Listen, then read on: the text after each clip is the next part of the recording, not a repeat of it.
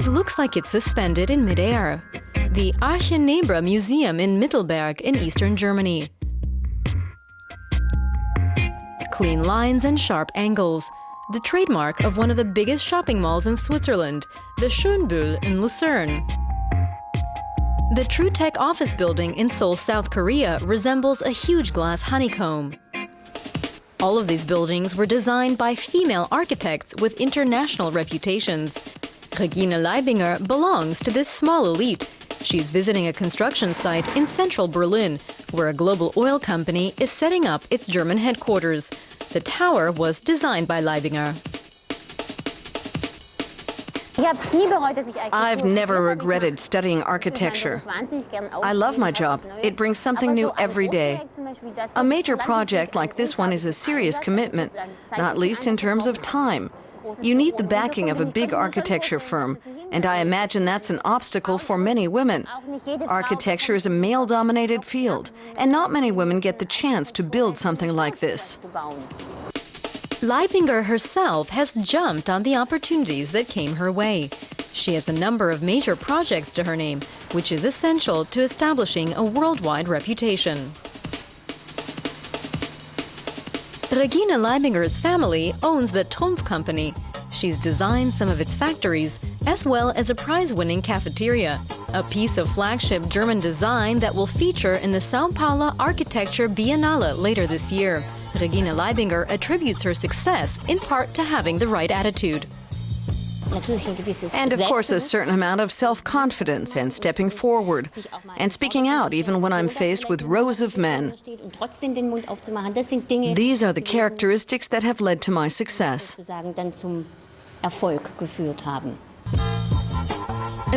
Leibinger's office in Berlin. Almost half of the staff here are women. Many of them are young.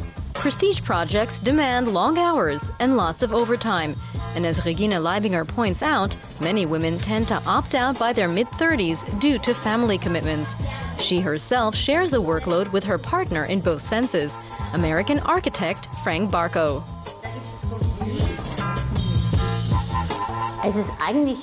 The way we work is the perfect setup.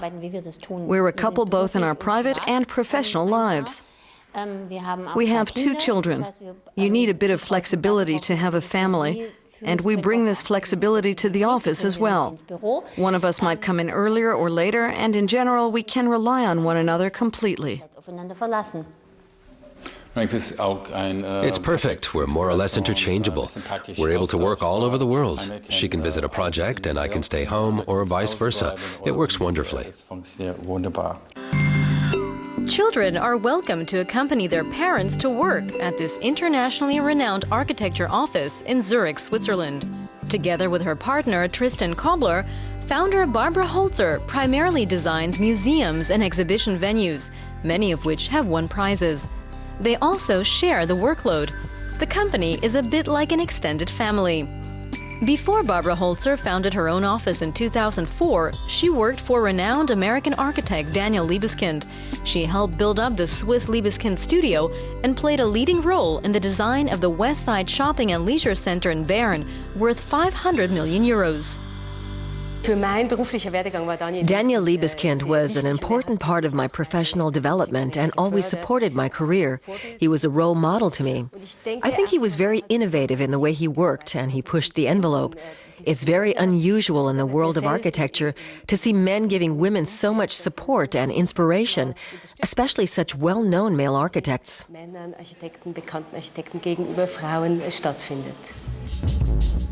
Barbara Holzer made the most of this support to help raise her own profile, with projects such as the exclusive Cataneo residential and commercial quarter in Zurich.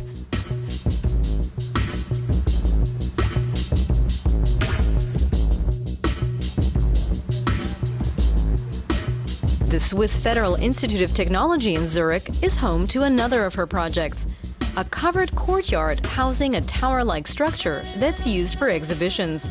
Barbara Holzer also works as an architecture professor in Germany and does what she can to promote female colleagues.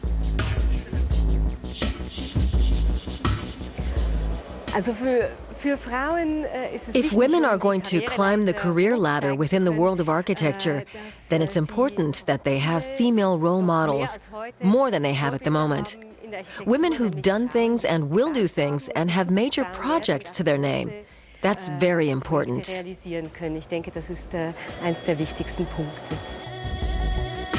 Barbara Holzer is confident that 20 years from now, there will be more female architects moving up in the world.